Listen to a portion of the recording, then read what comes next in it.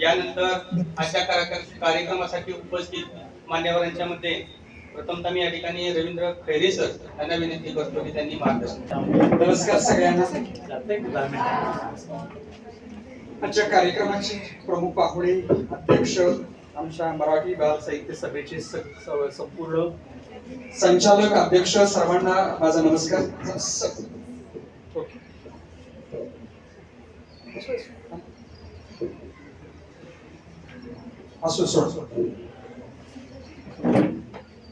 सर्वांना माझा नमस्कार. आणि इथले सर्व शिक्षक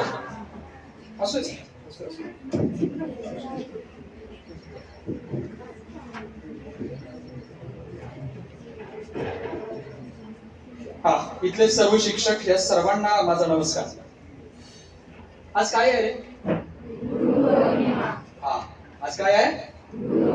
चला, आपल्या सगळ्या गुरुजनांना आपण एकदा टाळ्या वाजवून त्यांचं मनपूर्वक आभार, अभिनंदन करायचं आहे. ज्यांनी ज्यांनी आम्हाला शिकवलं त्या सगळ्यांच्या एकदा आपण कृतज्ञ व्हायचं आहे. जोरात टाळ्या वाजवून.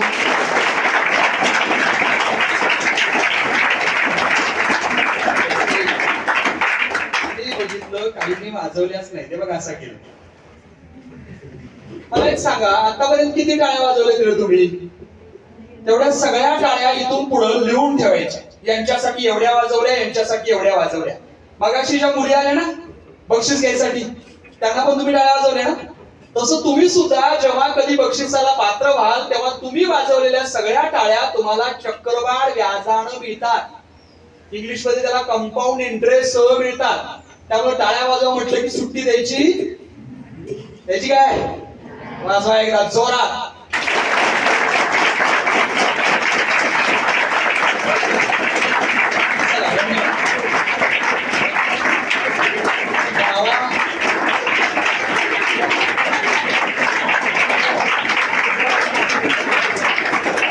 आज जास्त वाजवायच्या नाही, गैरसमज होतो रे माणसाचा.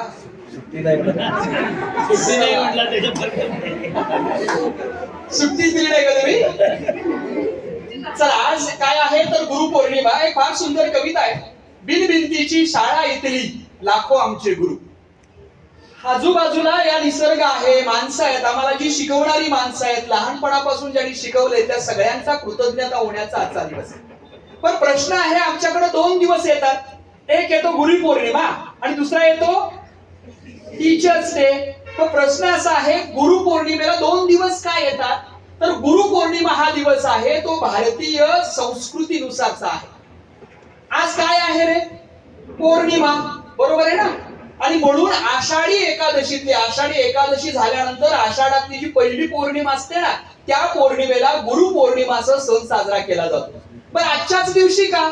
तर त्याला 3 कारण आहेत. पहिलं कारण एक आहे, असं म्हटलं जातं, तुम्हाला वेद माहित आहे किती आहेत? कुठले कुठले? पहिला साम कसा असेल रे? पहिला यजुर्वेद का ऋग्वेद? पहिला ऋग्वेद, यजुर्वेद, सामवेद, अथर्ववेद. त्याच्यानंतर आहे महाभारत, त्याच्यानंतर आहे पुराण. अशा अनेक गोष्टी ज्या माणसानं लिहिल्या त्या माणसाचं नाव काय माहितीये का? व्यास ऋषी. मगाशी काय म्हटलं? व्यासपीठावर असं म्हटलं ना. व्यासपीठ का म्हणायचं रे याला? तर त्याचं कारण आहे बरं का. हे बघा, व्यास ऋषी खूप हुशार माणूस होता आपल्या भारतीय संस्कृतीतला. आणि असं म्हटलं जायचं की व्यास अशा एका वरच्या चबुतऱ्यावर बसायचे.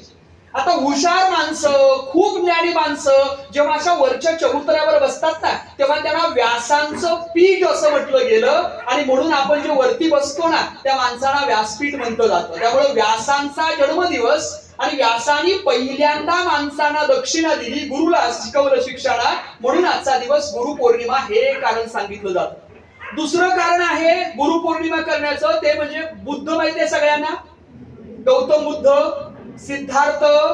त्या गौतम बुद्धांनी पहिल्यांदा आपल्या शिष्याला काय केलं? शिकवलं आजच्या दिवशी. म्हणून गुरुपौर्णिमेला धम्मचक्र परिवर्तन दिन असं सुद्धा म्हटलं जातं. म्हणजे विचार करा, 2 गोष्टी झाल्या. आता तिसरी एक गोष्ट आपल्या इथं खूप चांगली आहे बरं का. म्हणजे याच दिवशी घडलेली. म्हणजे आपल्याकडे कोणकोण आहे? मी व्यासांचं उदाहरण सांगितलं, मी तुम्हाला बुद्धांचं उदाहरण सांगितलं. तशा अनेक सगळ्यात महत्वाची गोष्ट आजच्या दिवशी घडते ते म्हणजे चातुर्मासाला सुरुवात होते. माहिती आहे तुम्हाला चातुर्मास? महिने माहिती आहे? 4 महिने. आषाढ दुसरा महिना आहे, आषाढ नंतरचा महिना कुठला रे? मराठी महिने रे. हे बघा, पहिला महिना चैत्र, दुसरा, तिसरा आषाढ नंतर त्याच्यानंतर हे 4 महिने नाही, त्याच्यानंतर अश्विनी कार्तिक रे, अर्धा महिना. चला, 4 महिने जे आहेत त्याला चातुर्मास म्हणतात. मला सांगा, बाहेर पाऊस असतो का नाही? त्यामुळे जुन्या काळातली जी माणसं आहेत ती बाहेर इकडं तिकडं फिरत नव्हती. त्यामुळे सगळी माणसं एका ठिकाणी यायची, एक वेगवेगळे कार्यक्रम घेतले जायचे आणि त्या कार्यक्रमातून माणसांना मार्गदर्शन केलं जायचं. त्यामुळे गुरुपौर्णिमेनंतर वेगवेगळे 4 मास सुरू होतात. त्यामुळे आजचा दिवस सगळ्यात महत्वाचा दिवस म्हणून ओळखला जातो. आमच्या भारतीय परंपरेनुसार, बौद्ध परंपरेनुसार आणि जैन परंपरेनुसार सुद्धा बरं का. आता या 4 महिन्यामध्ये जैन ऋषी कुठे तुम्हाला रस्त्यानं चालताना दिसत नाहीत. बघा, का दिसत नाहीत माहितीये का? कारण या 4 महिन्यामध्ये अगदी बारीक बारीक बारीक कीटकांचा जन्म होतो. आणि जैन धर्मामध्ये एक तत्वज्ञान असं आहे की जर मी पाय टाकला आणि तिथले जर कीटक मेले तर मी अहिंसा केली. त्यामुळं आजच्या या 4 महिन्यात कुठलेही जैन साधू सुद्धा हिंसा केली. कुठले जैन साधू सुद्धा काय होत नाहीत, फिरत नाहीत. म्हणजे किती महत्व धार्मिक दृष्ट्या या गुरुपौर्णिमेला आणि 4 महिन्याला आहे बघा. चला, तुमच्या या आयुष्यात गुरु आहेत ना? आमच्या या आयुष्यात गुरु आहेत. गुरु काय करतात रे? एक गोष्ट सांगतो तुम्हाला, मला वेळ नाहीये, 5 मिनिटात संपवायचंय. एक गुरु होते बरं का, आणि त्यांनी मुलांना सांगितलं पलीकडच्या वेत, माहितीये तुम्हाला? वेताच्या बुट्ट्या असतात की रे गावात? बुट्ट्या असतात माहितीये का? त्या वेताच्या बुट्ट्या होत्या आणि त्यांनी सांगितलं बाळाहून काय करा माहितीये का? पलीकडच्या वेताच्या बुट्ट्या घ्या, पलीकडे एक छान असा समूह तलाव आहे, त्या तलावात जायचं, प्रत्येकानं वेताच्या बुट्ट्यातनं पाणी भरून आणायचं.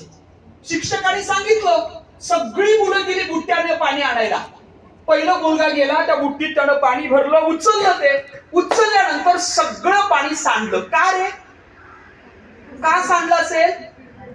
वेताच्या बुट्ट्यांना खोल असतं, छिद्र असतं, त्या छिद्रातनं पाणी पडलं. त्यामुळे एका पोरानं केलं, उचललं, पडलं, दुसऱ्यानं केलं, उचललं, पडलं.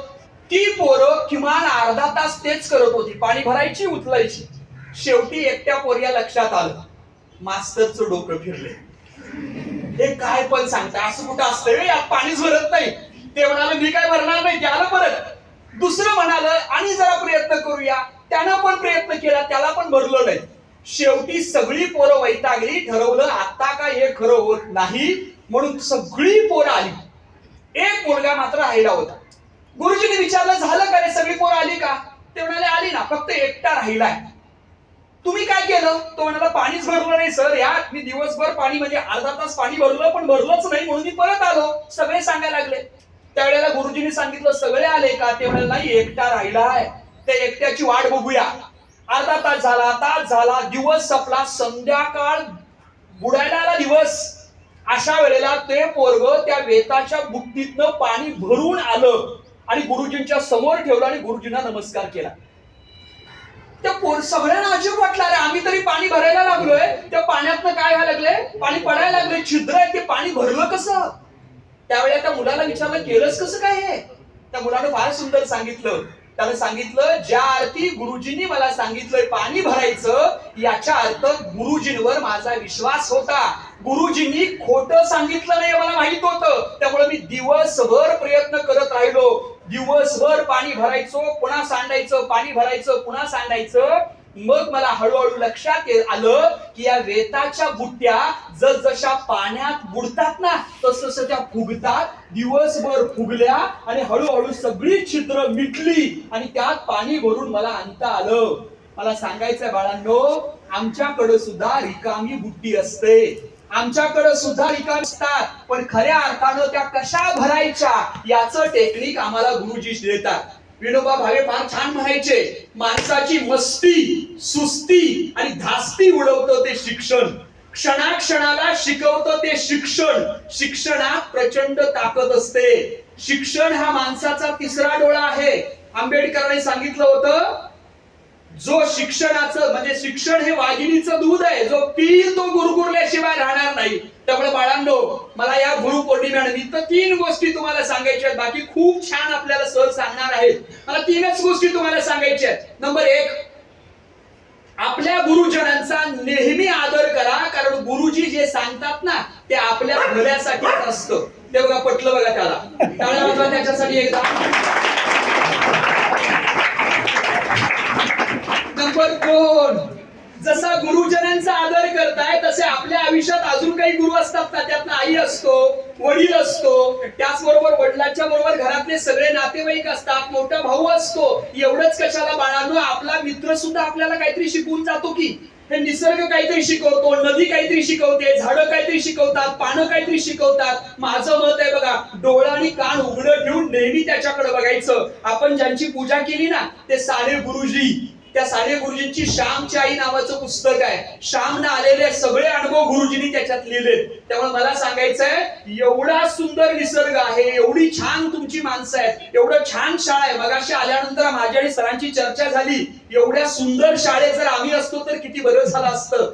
एवढी सुंदर शाळा असते, तर याचा फायदा करून घ्या. सगळ्यांनी गुरूंचा आदर करा, आजूबाजूच्या गोष्टी शिका. तुमच्या शिक्षणासाठी सगळ्यांना मनपूर्वक शुभेच्छा देतो. आणि एक फार छान उदाहरण सांगतो आणि मी थांबतो. हे उदाहरण आहे एका माणसाचं. तुम्हाला चंद्रावर गेलेला पहिला माणूस कोण माहिती आहे रे? कोण सांगा? सांगणार रे? नील आर्मस्ट्रॉंग, बरोबर आहे ना? दुसरा माणूस कोण चंद्रावर गेलेला? ते जोक सांगू नका मला. एक जोक आलता मध्यंतरी ते व्हॉट्सअप मधलं. चंद्रावर पहिलं पाऊल कोणी ठेवलं? त्या पोरग्यानं उत्तर दिलं नील आर्मस्ट्रॉंगनं. त्यानं लिहिलं दुसरं पाऊल कोणी ठेवलं? त्यानंच की. काय एक पाऊल घरी घालता तसं उत्तर नाहीये. तर चंद्रावर 2 माणसं उतरली होती. पहिल्याचं नाव होतं नील आर्मस्ट्रॉंग आणि दुसरा होता त्याचं नाव रॉबर्ट एल्ड्रिन. 2 माणसं गेली होती बरं का. एल्ड्रिन हा पहिला कमांडर होता आणि दुसरा कमांडर होता नील आर्मस्ट्रॉंग. या जगाच्या इतिहासात पहिल्यांदा झालंय, पहिला कमांडर वरच बसला आणि नील आर्मस्ट्रॉंग खाली होता. असं झालं नाही. तो एल्ड्रिन होता ना, तो खूप हुशार होता, खूप चांगल्या गोष्टी त्याच्याकडे होत्या. पण एक प्रॉब्लेम होता. काय माहितीये का? प्रत्येक वेळेला घाबरायचा. काय कर म्हटलं का नाही, कशाला असं व्हायचं. खूप हुशार माणूस होता बरं का, पण प्रॉब्लेम काय होता? घाबरायचा. हे बघा, यान उतरले खाली, त्या नासानं खाल्लं सांगितलं नासातल्या माणसानी, एल्ड्रिन यू जम्प, उडी मार. पण ते घाबरलं. कुठं आलं माहित नाही. पडलो तर, लागलं तर, मेलो तर, थांबला रे. पुन्हा सांगितलं नासानं एल्ड्रिन यू जम्प, उडीच मारली नाही. तिसऱ्या वेळा सांगितलं, उडी मारली नाही. मग 4थ्या वेळेला त्याला सांगितलंच नाही. 4थ्या वेळेला त्या नीलला सांगितलं नील यू जम्प. त्यानं कसलाच विचार केला नाही, दणकड उडी मारली आणि जगाच्या इतिहासात नाव लिहिलं. चंद्रावर गेलेला पहिला माणूस कोण? नील आर्मस्ट्रॉंग. माझं मत आहे ते एल्ड्रिननं उडी मारली पाहिजे होती. मेलं असतं तरी चाललं असतं. जगाच्या इतिहासात नाव आलं असतं, चंद्रावर मेलेला पहिला माणूस कोण? एल्ड्रिन म्हणून. आता सगळे एकच गोष्ट आहे बघा, संधी आयुष्यात एकदा मिळते आणि गुरुजी आम्हाला ती संधी अवेलेबल करून देतात. त्यामुळे एकच आहे, जेव्हा जेव्हा संधी सांगतील, तुमच्या सगळ्यांचं अभिनंदन बरं का.